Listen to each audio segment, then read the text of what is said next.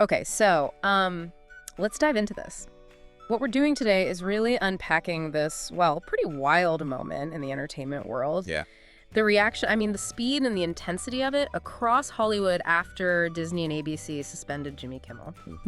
And for you listening, this goes way beyond just, celebrity drama. Absolutely. We're looking at a real flashpoint here. You've got regulators, corporate decisions, free speech concerns all crashing together. It's like a perfect storm, right? Yeah. It really tests how far a big company will go when things get politically heated. Exactly. And what's really striking is how, existential the stakes felt for Disney almost immediately. Right.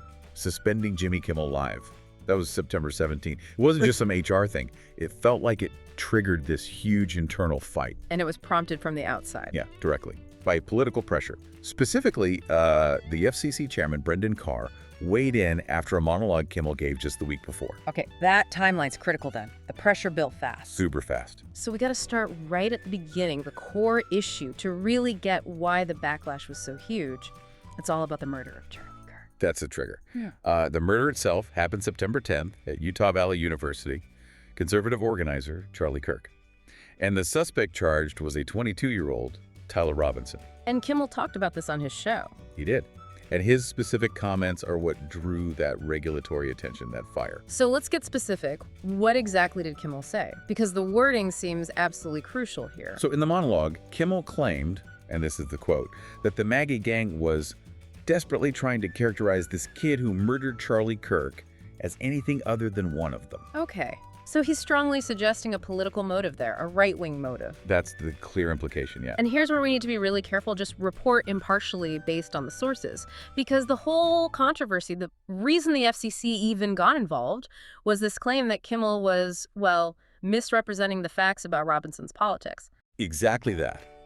FCC Chairman Carr came out publicly arguing Kimmel misled viewers, basically suggesting he spread misinformation, knowingly, or maybe just negligently, on a major platform. And that kind of accusation, misinformation, puts huge pressure on a company like ABC Disney, which is regulated. Huge pressure. But then, almost immediately, the story got more complicated, right? Which kind of put Disney in a bind when they decided to suspend him. So what came out later? You mentioned court documents. Yeah, court documents were released after Kimmel had already made those comments. Okay.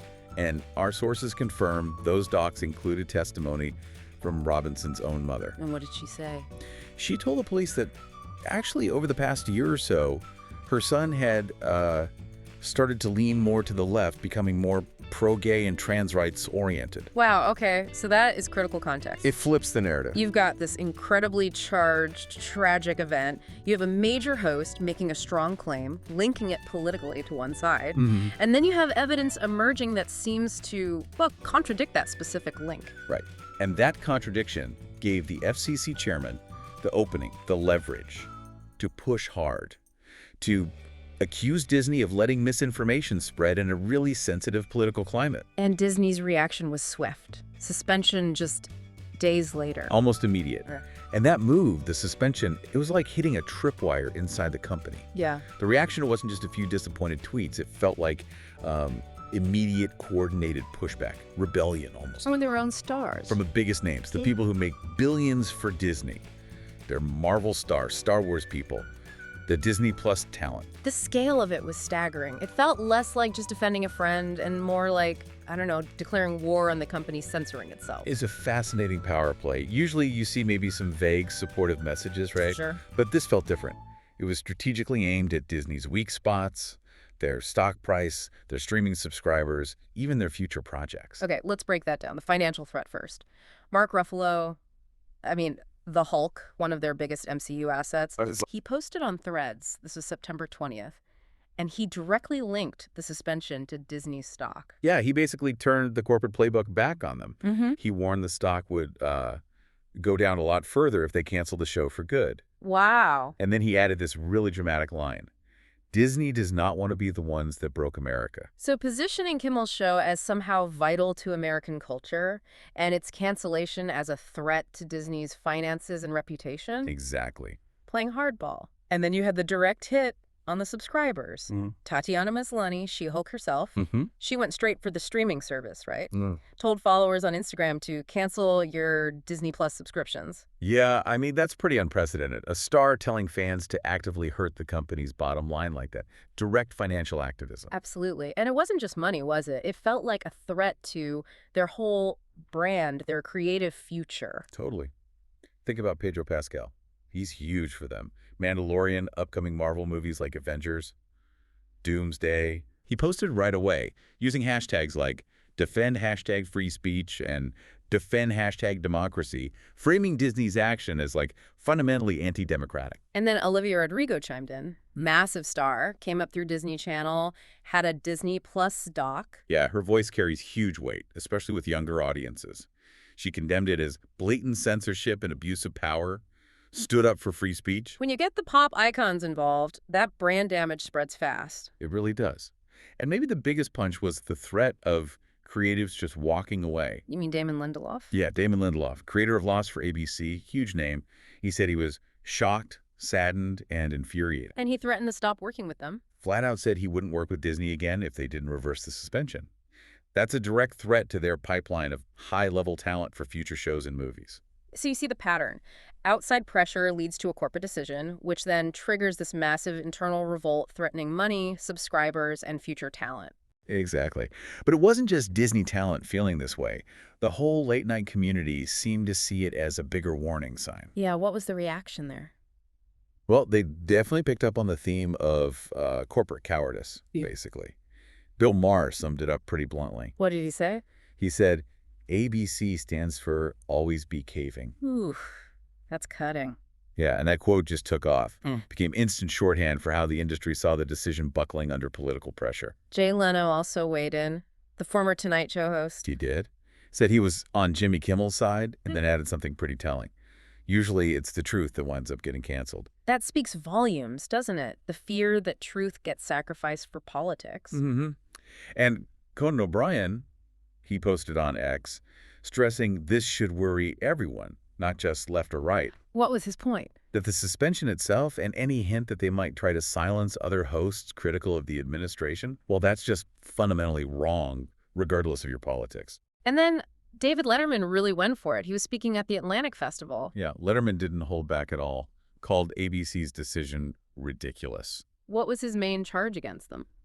He basically accused them of acting out of fear. Said you can't fire someone because you're fearful or trying to suck up to an authoritarian criminal administration in the Oval Office. Wow, directly linking it to political appeasement. No punches pulled there. And just to show how high profile this all became, the political figures involved reacted right back, didn't they? Oh, yeah. President Trump responded directly to Letterman on Truth Social, called him highly overrated and a loser. So the whole thing just became part of this bigger political media cycle. Completely. Which brings us from the immediate reactions to maybe the deeper meaning, the structural stuff. Some of the sharpest analysis came from creatives inside the system. You're thinking of Dan Gilroy. Exactly. Emmy-winning writer, deeply involved with Disney through the Star Wars series Andor, which itself is pretty political. Right, and what was his take? Well, what's interesting is he explicitly connected the themes in Andor. You know, the show depicts a kind of creeping fascist takeover. Yeah. He connected that directly to the Kimmel situation. He basically argued that the tools of political coercion were now being aimed squarely at Hollywood. He actually said that.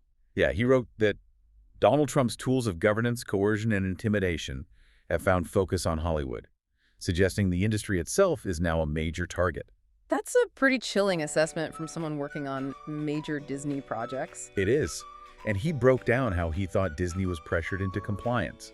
He pointed to the social media firestorm, the general fear, and then specifically the FCC had threatening, quote, they can do this the easy way or hard way. The easy way or the hard way? That sounds like a threat. That's exactly how it was interpreted. The hard way, implying regulatory hell, legal battles, financial pain if Disney didn't comply. So Gilroy reframes it. It wasn't just about a potentially inaccurate comment. It was about a powerful entity demonstrating its ability to force compliance. Precisely. And he ended with this stark warning to others in the industry, basically saying, if you disagree with this, get ready, because your day is coming too. You'll face a choice between conscience and hardship. Conscience and hardship, that really sums up the stakes, doesn't it? It perfectly encapsulates what this deep dive showed. This wasn't just about one show or one host. It was about testing how much pressure a media giant could withstand before prioritizing political peace over creative freedom, or even its own stars. And the reaction from those stars shows they recognize that test immediately. They absolutely did. So wrapping this up, what does it mean for you listening? We've walked through how a huge corporation like Disney navigated this political minefield, chose compliance, and faced a massive internal backlash. Right, and based on everything we've seen, the scale of the reaction, all the talk about fear, intimidation, that choice between conscience and hardship, it leaves you with a pretty important question. Well, if this level of political and regulatory heat can make a company this powerful seemingly act against its own financial and creative interests, how much pressure does it really take before the actual message, the core perspective of the content we all consume, starts to fundamentally change? And would we even notice? Exactly. How do we tell the difference between genuine content and, well, quiet compliance down the line? Something to think about.